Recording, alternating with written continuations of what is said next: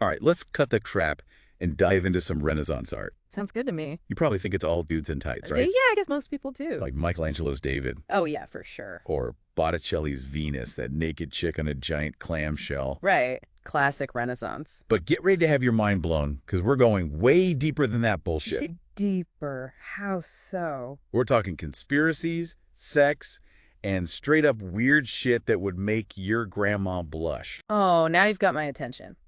The Renaissance was wild, man. Wild in what way? It was like humanity crawled out of the Dark Ages and said, screw this medieval nonsense. So it was like a giant middle finger to the church and all that stuffy dogma. Exactly.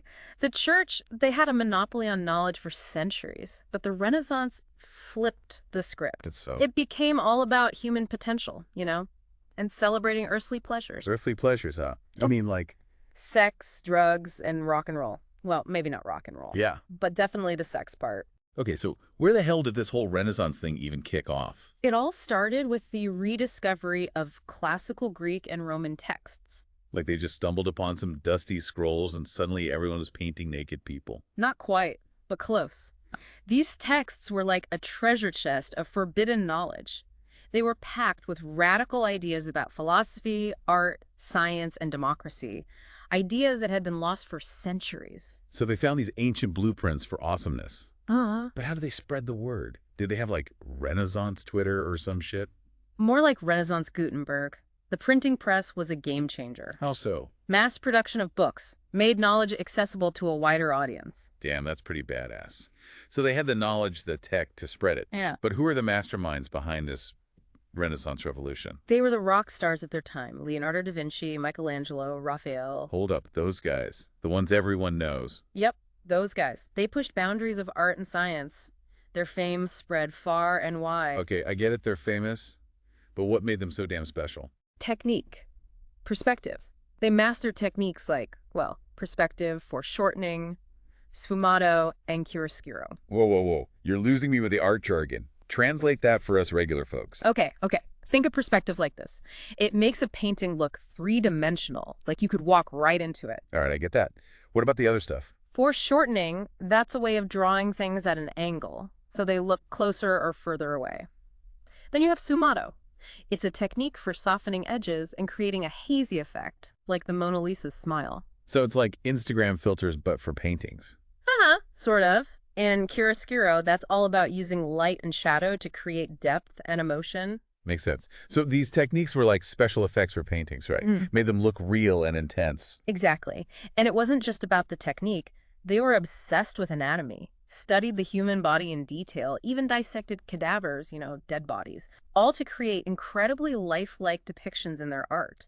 Yeah, Michelangelo's David is pretty ripped, I'll give him that. Yeah.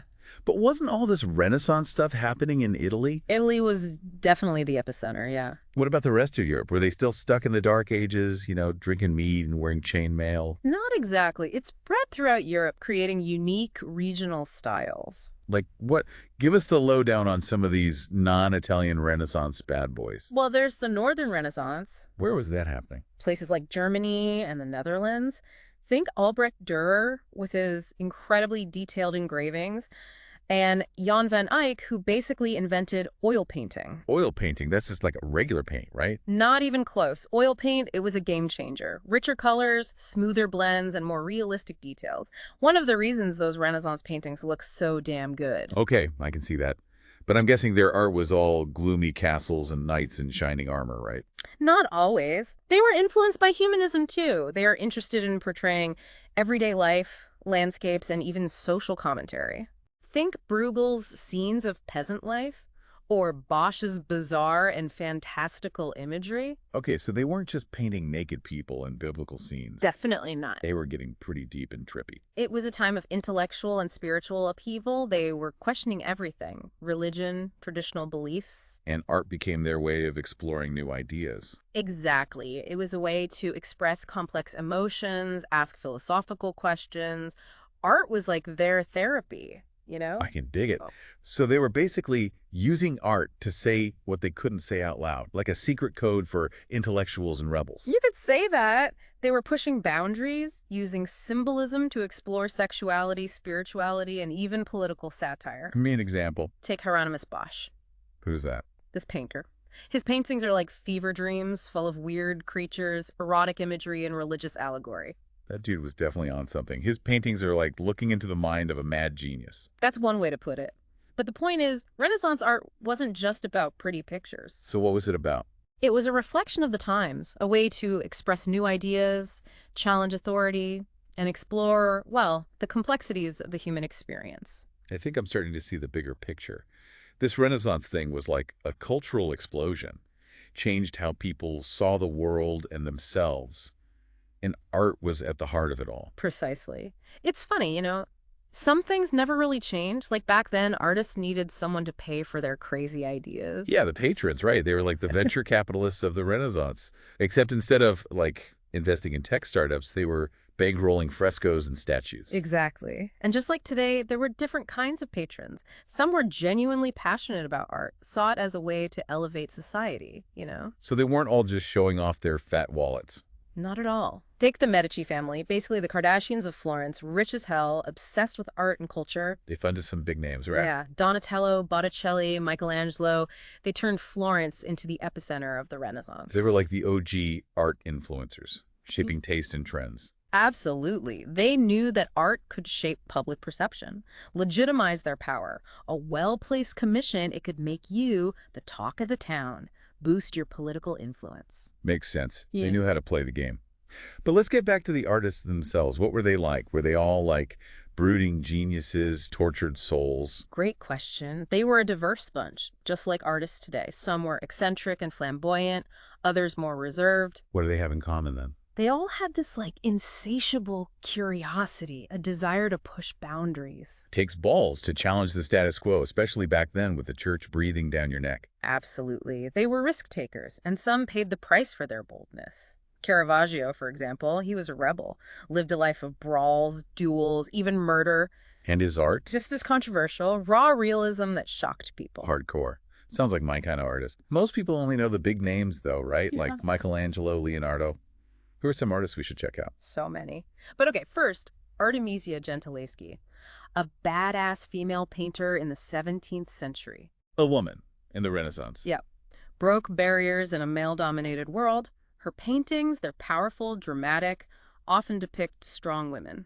Now that's interesting. Give me another one. Okay. Peter Bruegel the Elder, master of depicting everyday life. His paintings are like snapshots of the 16th century, teeming with peasants, festivals, landscapes, all very familiar, but also kind of surreal. So Bruegel was like the Renaissance Instagrammer, capturing the lives of ordinary people. Haha, yeah, you could say that. He had a keen eye for detail, a wry sense of humor. I like it. Who else? One more. You gotta see Botticelli's Primavera. An incredible allegorical painting celebrates the arrival of spring, full of nymphs, goddesses, flowers. Yeah, trippy. It's like a visual trip through a pagan paradise. The detail in Renaissance art always blows my mind. These artists captured every wrinkle, every fold, every blade of grass. It's true, they were obsessed with realism, masters of observation, and they had the skills to translate what they saw onto the canvas or into sculpture. It's almost like they had superhuman vision or something. Well, they didn't have cameras back then. They had to rely on their own eyes and hand-eye coordination. What kind of tools did they use? They had preferences, of course. Paints were made from all sorts of things, minerals, plants, even animal urine. And those blue robes you see in so many paintings, that's ultramarine, Okay. a pigment made from lapis lazuli, a semi-precious stone more expensive than gold. Damn, they were literally painting with bling. It's true. And the tools themselves, brushes made from animal hair, palettes for mixing colors, chisels and hammers for sculpting. They even used cranes to move those huge blocks of marble. An arsenal of art weaponry. Even with the best tools, creating a masterpiece takes time, right? How long did it take them to finish a painting or sculpture? It varied. Some projects took years, even decades. Michelangelo, for example, spent 4 years painting the Sistine Chapel ceiling. 4 years, lying on his back on a scaffold. That's right. He was known for his intense work ethic, a perfectionist. Guess it's what it takes to create something timeless. But let's be real, not every Renaissance artist was a saint. Oh, absolutely. The art world was just as competitive then as it is now. Artists competed for commissions, patrons, fame. And some played dirty tricks to get ahead. Oh yeah, definitely. One of the most famous rivalries was between Leonardo da Vinci and Michelangelo. Those two. Both brilliant but very different personalities. Leonardo was more scientific, meticulous. Michelangelo, more passionate, expressive. So like fire and ice. Exactly. They even competed for a commission to paint a mural in Florence. What were they going to paint? Leonardo planned to paint the Battle of Anghiari, all chaotic warfare. Michelangelo was going for the Battle of Cassina, a scene with, well, heroic nudity. Now that's a battle I'd like to see. Sadly, neither mural was ever completed. Leonardo's fresco technique failed. Michelangelo got called away to Rome to work on the Sistine Chapel. What a bummer. But that's part of the allure, isn't it? Always more to discover. Absolutely. The Renaissance was a time of incredible creativity, and its legacy continues to inspire us. Okay, before we move on, someone's been bugging me. We talked about realism and anatomical accuracy, but some of those paintings of naked people, they're not exactly anatomically correct. You're talking about the exaggerated proportions. Yeah, exactly. Were they just bad at anatomy? Well, remember, it was also a time of intense religious fervor. They admired the human form, but they also had to deal with the church. So it was a balancing act. Celebrate the body, but keep the church happy. You could say that. And remember the symbolism. Sometimes those proportions were meant to convey a deeper meaning. So it wasn't just about aesthetics. It was about ideas and maybe a bit of subversion. Exactly. The Renaissance was about challenging conventions. Makes sense. Okay, let's talk process. We talked about the expensive pigments. What about the actual painting? Was it all freehand? Not always. They had techniques. One was called pouncing. What's that? They would prick tiny holes along the lines of a drawing, then rub charcoal dust through the holes onto the canvas. So like Renaissance tracing paper. Exactly. Help them create accurate outlines. What about those massive frescoes on walls and ceilings? Yeah, how did they manage those without screwing it up? Fresco painting was a tough technique. They had to work fast, applying pigments to wet plaster before it dried. Sounds stressful. It was, but the results were incredible. Frescoes are durable and have a unique, luminous quality. Okay, last question. We've talked about the big names, the drama, the techniques. What's the point? Why should we care about this stuff centuries later? Because the Renaissance wasn't just about art, it was a mindset. It was about approaching the world with curiosity, skepticism, and a willingness to challenge things. So we should be like Renaissance rebels. In a way, yes. Question everything, embrace experimentation, and remember the importance of human connection. Deep. But can we really apply this stuff to our lives today? Absolutely. The Renaissance spirit is relevant in any field. Give me an example. Okay, cultivate curiosity. Don't accept things at face value. Ask questions, explore different perspectives, be open to new ideas. So be a pain in the ass. Got it. What else? Embrace experimentation. Don't be afraid to try new things, push boundaries. And lastly, remember human connection. Surround yourself with people who challenge and inspire you. Okay, so curiosity, experimentation, and connection. Sound like a good recipe for a kick-ass life. It's a good start. Remember, the Renaissance is a mindset, and we can all embrace it. Okay, so we've covered a shit ton about the Renaissance, techniques, symbolism, all that jazz. But how can we use this knowledge today? Is it just for art nerds?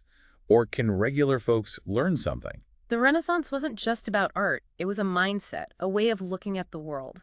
So we should channel our inner Michelangelo. Start painting naked dudes on our ceilings.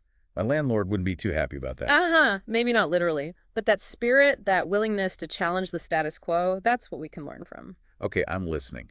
Give me some concrete examples. How can I level up my life with this Renaissance mindset?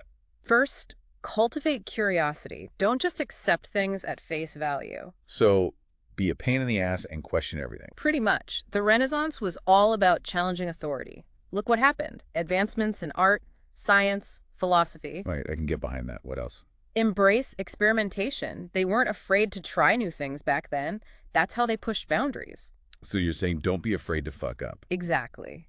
And lastly, remember human connection. The Renaissance was about social and cultural exchange. So get out there, network, meet people. Yes. Find people who challenge and inspire you. Build a community. Curiosity, experimentation, and connection. Sounds like a solid plan. It's a good start. The Renaissance wasn't just a moment in time, it's a mindset. Deep stuff. But let's be real. I can't paint like Michelangelo. How can a regular person be creative? Creativity isn't limited to painting or sculpting. It's about expressing yourself. Could be writing, music, cooking, whatever you're passionate about. So embrace my inner weirdo and let My freak flag fly. Exactly. Be different, stand out. That's where true innovation comes from. I like it. Okay, hit me with one last mind-blowing fact before we wrap up. Something that'll make people go, holy shit, I never knew that. All right, remember those expensive blue pigments made from lapis lazuli? Well, they weren't just used for painting. What, you mean like they ate them? They used them in medicine. People were eating crushed gemstones. Lapis lazuli was thought to have healing properties. They used it to treat all sorts of things. Epilepsy, melancholy. Oh shit, that's wild. It shows how interconnected things were back then. Art, science, medicine, it was all intertwined. Damn, I'm starting to see the Renaissance in a whole new light. It was a revolution, a shift in thought, a celebration of human potential. All right, folks, that's a wrap on our deep dive into the Renaissance. Hope you learned something, had a few laughs, and maybe even felt that spark of inspiration. Remember, the Renaissance is a mindset, a way of being. So go out there, be curious, experiment, connect with others, and keep learning.